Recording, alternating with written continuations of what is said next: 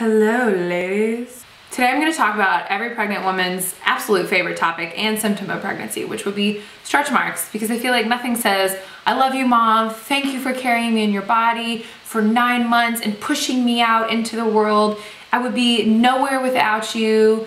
Like, what can I do for you? Please let me take care of you and pay for a really nice hospice when you're old. Like stretch marks. So we're gonna try and avoid those. So what I've gathered from spending probably way too much time on pregnancy forums is that most people think there's nothing you can do to prevent stretch marks. And I mentioned this to a friend of mine who had just had a baby, and she said, you know, actually, I was really interested in whether I would get them or not, if I could prevent them, because my brother and sister had gotten them when they were growing up, you know, and just like had a big growth spurt, and they got stretch marks. So she tried to prevent them by following a few guidelines from the American Pregnancy Association.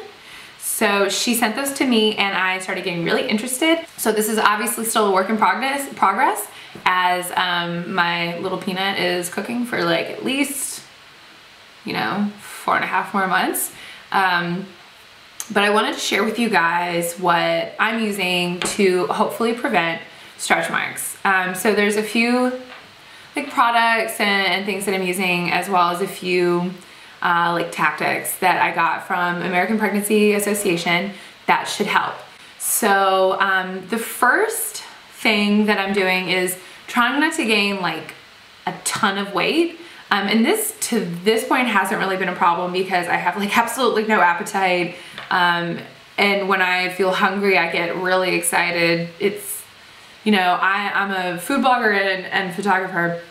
So to me, like not wanting to eat is just a totally foreign concept. But during my pregnancy, I just, you know, if I could get away with just eating like honey buns and bread baskets all day long, then I would probably eat more. But I try to eat well, and don't always make it. But anyway, so I'm trying to gain like a healthy amount of weight. My doctor has said, you know, typically they say 25 to 35 pounds, but since I haven't gained weight at this point because I still just don't want to eat anything, my doctor said, you know, as long as I gain 20 pounds, I'll be fine. And I'm sure that I will more than meet those expectations of hers in the end. So that's one of the first things that I'm doing, is just trying to keep my weight gain reasonable. The second thing that I'm doing is exercising, which is also a fairly new concept from the first trimester. Typically, you know, before I got pregnant, I was doing yoga, you know, like relatively often. Like I love that I would go to the mat and feel just automatically calmer, and feeling so, you know, like the stretches just make you feel so good. But then as soon as I got pregnant, almost immediately after I got pregnant, I noticed that I would have this horrible pain in my butt. I mean, like literally in my buttock, you guys. It was pretty sexy to talk about. And this would happen every time I did yoga, so I kind of just stopped for a while. That, and you're exhausted during the first trimester. So since then, I've cleared up my yoga problem, and I will talk about that in another video, just in case anyone else in the world out there has pregnancy yoga butt.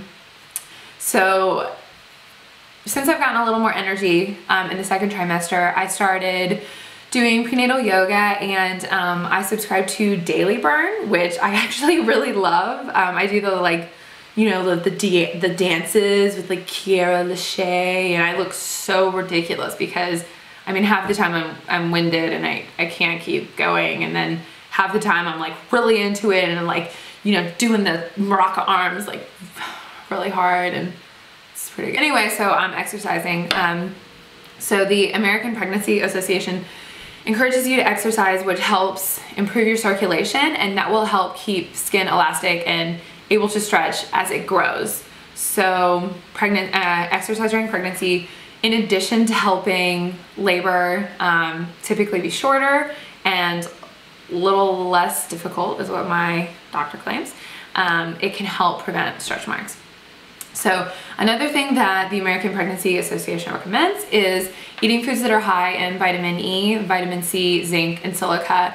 And the reason that these vitamins and minerals are so important is that they help the production of collagen, and collagen is what keeps your skin elastic.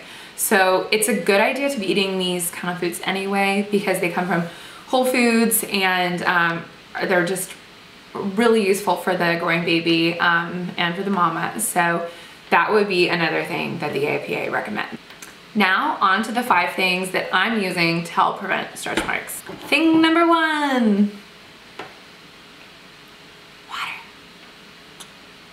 So water has been a major theme running throughout the pregnancy. We were required to bring like a reusable jug of water to our Bradley class that we took to prepare for childbirth, and my doula encourages me to drink pretty much as much water as possible, which will help lubricate the perineum and just in general help labor be a little bit easier and a little bit faster. So in addition to all of the other benefits of water, I mean, your body is producing like at least 50% more blood than it was before.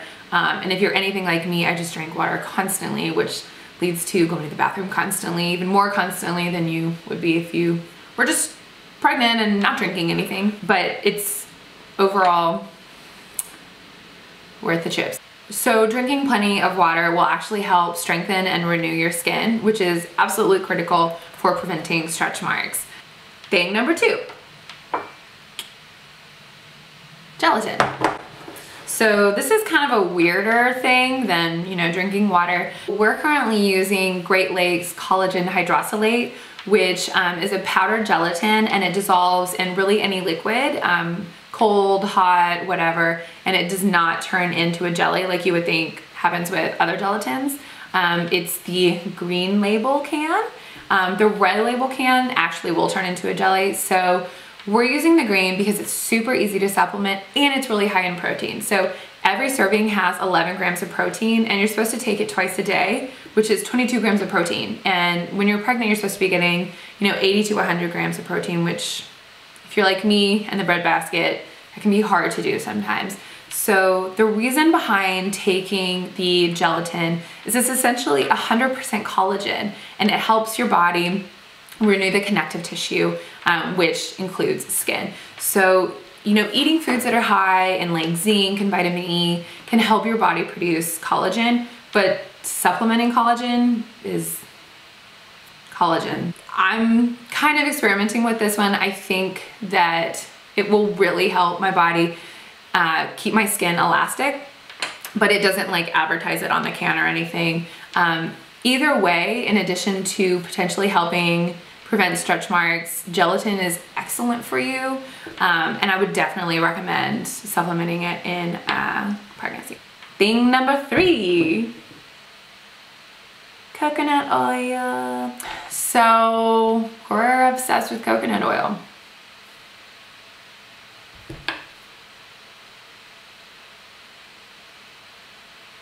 Coconut oil is really good for you. I mean, you know, if you're interested, there's a million articles out there, and I'm sure video blogs out there talking about the benefits of coconut oil, but we use it pretty much for everything. We try not to use any vegetable oils, as those are not real things. You know, coconut oil has been around for a very long time. It's considered one of the top quality fats out there, and we use it to cook. I use it sometimes as a moisturizer, and what I like to do in pregnancy is I take a big spoonful of it when I'm taking like a warm bath, and I just hold it under the faucet and let it just kind of like melt off into the bath, and then you get totally like coats your skin in this like beautiful like coconut oil wetsuit of moisture and stuff. So this was recommended to me by another friend who used coconut oil all throughout her pregnancy, and she actually gained more than 50% of her starting body weight, and that girl did not get any stretch marks. So I mean, I don't think that it was like completely due to the coconut oil, of course, but it certainly didn't hurt. I mean, I gotta say, I'm a big fan. I love coconut oil. Thing number 4, bio oil. So I don't honestly know like a whole lot about bio oil. I know that it's recommended by the APA during pregnancy to prevent stretch marks, so I got some. I don't like love the way it smells. It smells kind of like 90s to me, which is sort of strange. Like, I didn't know the 90s had a smell, but they absolutely do, and it smells like bio oil. I mean, it doesn't smell like 90s hip hop. It smells like my grandma in the 90s, you know, like the perfume that older women wore in the 90s when we were growing up. So whenever time I put on bio oil, I think like my great aunt smelled like this. But if it works, then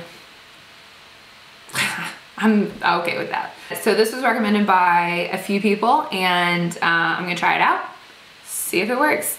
And the last thing that I'm using to prevent stretch marks in this pregnancy, thing number 5, Palmer's. So I've been using Palmer's cocoa butter for like pretty much everything for many years. And I figured that pregnancy would not be the exception to that rule. So cocoa butter is another one of those things that people say can help prevent stretch marks. Not a ton of evidence behind it, but it smells so good. It doesn't smell like your 90s grandma, and it goes on so like rich and creamy. And I alternate. If I take a bath, then I just, you know, like sit in the coconut oil and just like rub it in when I get out. And if I'm just like taking a shower, then I will alternate between the bio oil and the Palmer's. So I kind of have this like hydration melange going on, you know. That's what I'm doing to prevent stretch marks in this pregnancy. I will update you guys how it works for me. And I would love to hear, what are you doing to prevent stretch marks? Are you doing anything? Do you really care? Like, just weigh in about stretch marks. So thanks for watching. Please subscribe and thumbs up if you enjoyed, and write to me in the comments. See you guys next week.